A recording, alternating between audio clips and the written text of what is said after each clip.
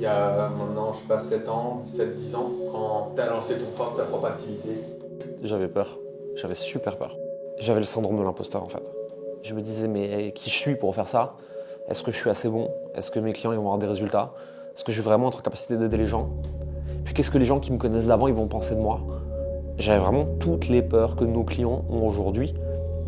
Et ça a été super dur d'avancer et heureusement que j'ai été aidé parce que je crois que tout seul j'aurais pas réussi en fait. Le plus dur, c'est d'accepter que tu as besoin d'aide et de savoir où tu vas la chercher.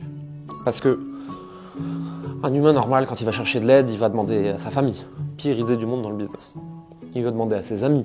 Si tes amis ne sont pas entrepreneurs et plus avancés que toi, aucun intérêt. Il va regarder sur Internet. Internet, ça nous a bien prouvé que ça n'a pas que des bonnes idées, puisque quand j'ai le nez qui coule, j'ai soit le rhume, soit je vais mourir. Voilà, pas terrible. Donc en fait, l'aide que tu dois chercher des gens plus avancés que toi, compétents sur ta problématique, qui racontent pas n'importe quoi, qui prennent pas ta responsabilité, qui te laissent grandir, mais qui t'apportent un soutien nécessaire. À l'époque, il m'a fallu beaucoup de temps et beaucoup de compréhension pour trouver une personne, pour m'aiguiller et me soutenir dans ce développement et cette ascension. C'était dur au début. Et aujourd'hui que je l'ai fait 157 fois de me faire accompagner et de demander de l'aide, c'est facile. Et j'arrive plein d'évidence en mode non mais attendez, il faut se faire accompagner, il faut se faire aider, c'est facile. Non, c'est pas simple en fait. Et on doute, c'est pas un chemin normal pour la plupart des gens. On n'est pas les États-Unis, donc se faire coacher, c'est pas naturel chez nous. Les Français, ils ont déjà du mal à avoir un psy, alors un coach, j'en parle même pas. Et puis en plus, c'est mal vu sur Internet, tout ça. Donc je pense qu'il y a ça en fait. C'est pour ça que c'est si dur quand tu te lances. Parce que déjà, tu ne sais pas ce qu'il faudrait faire. Et même si tu trouves, tout l'environnement te dit de pas le faire. Il faut réussir à se battre contre ça. Mes proches, ils comprenaient pas ce que je faisais. Donc c'était facile. Ils comprenaient rien. Et quand tu auras fini de jouer, tu retrouveras un vrai métier. Ok, c'est fini. Mes anciens collègues, ils trouvaient que j'étais parti du côté bullshitter de la force. Puisque de toute façon, si je ne travaille plus en agence ou chez l'annonceur, c'est forcément que je suis devenu un escroc. Et après, il y a toute la myriade de gens qui comprenaient juste rien. Qui disaient ah, c'est marrant tes trucs, c'est quoi? Globalement, le plus gros sujet derrière tout ça, en fait, c'est que il y a des branches de la population et du business qui nous boudent et qui nous prennent de haut, et il y a d'autres branches qui comprennent rien à ce qu'on fait et qui nous calculent pas. De toute façon, 99% des gens s'en foutent de nous. En fait, ils pensent qu'à eux. Et c'est très bien, c'est très rassurant en fait. Je suis très content qu'il n'y ait pas 8 milliards de personnes qui pensent à moi tous les jours, quoi. Quelle angoisse! Le nombre de personnes qui pensent à moi est très très très limité. Et même ceux qui me voient passer sur Internet, en fait, ils pensent à moi le temps qu'ils me voient passer. Et en fait, ils scrollent et ils pensent à la personne suivante. Il y a juste quelques, et c'est à la marge, quelques gens malveillants qui pensent un peu trop à nous. Ils sont peut-être amoureux de nous, on ne sait pas. Et il y a nos proches qui pensent à nous et qui vont nous mettre des bâtons dans les roues, mais parce qu'ils nous aiment et qu'en fait, ils ne comprennent pas ce qu'on fait. Et en fait, eux, leur seul moyen de nous protéger, c'est de nous empêcher de faire ce qu'on est en train de faire. Parce qu'ils pensent qu'on fait une bêtise, ils le pensent sincèrement. Tu vois. Ce que j'ai ressenti quand j'ai fait le grand saut pour me mettre à mon compte en tant que coach, autour de moi, il y a eu une scission. Et c'est là où je me suis rendu compte que dans mon entourage, j'avais des soi-disant amis, mais qui étaient simplement amis avec moi grâce à mon statut social. Et le statut social du directeur, du cadre dirigeant, etc. Et c'est plus ça que j'ai remarqué puisque ces personnes en fait sont tombées une à une dans mon entourage. Des meilleurs amis que je pensais être des amis m'ont complètement délaissé quand j'ai commencé à parler de mon activité.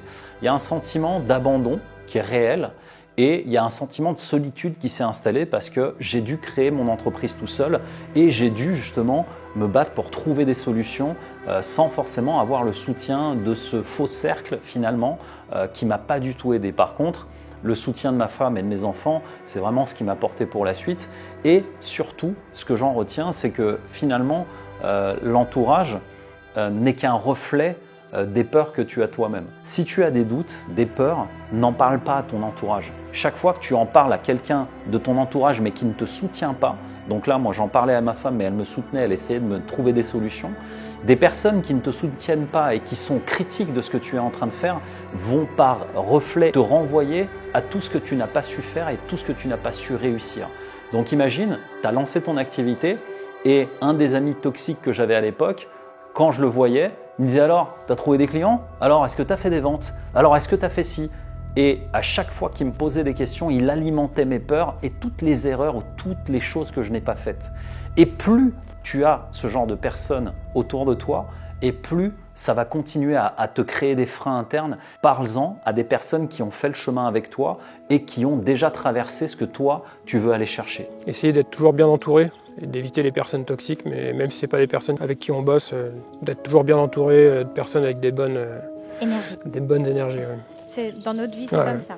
J'ai eu très régulièrement « t'es moche, t'es con, t'es un pignouf, tu sais rien, t'en as aucune idée, tu devrais te taire, va chercher un vrai métier ». Mais en fait, c'est blessant les premières fois, tu vois.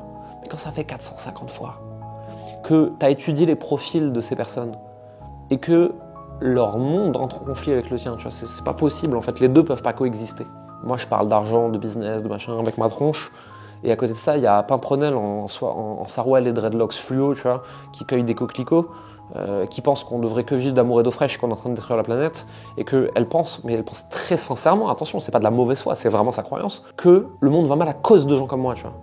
Bah forcément, quand elle me croise, elle a envie de me buter. Et à côté de ça, il y a des gens qui comprennent pas le monde d'Internet et le monde du business.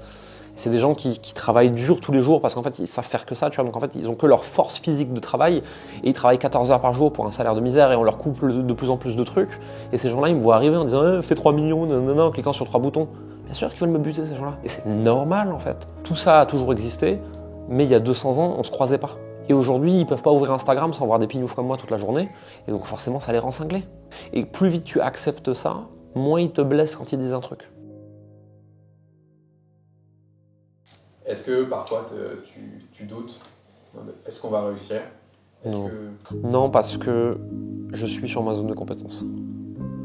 Si je faisais des choses nouvelles pour moi, j'aurais des doutes. Comme j'en ai eu à mes débuts, c'est normal. Mais accompagner des entrepreneurs à développer l'entreprise et à scaler que dans l'accompagnement, formation, coaching, infopreneur, que sur des problématiques de croissance qu'on maîtrise, que sur des chiffres qu'on a déjà fait 257 fois, non, je doute pas, je sais qu'on sait le faire, point.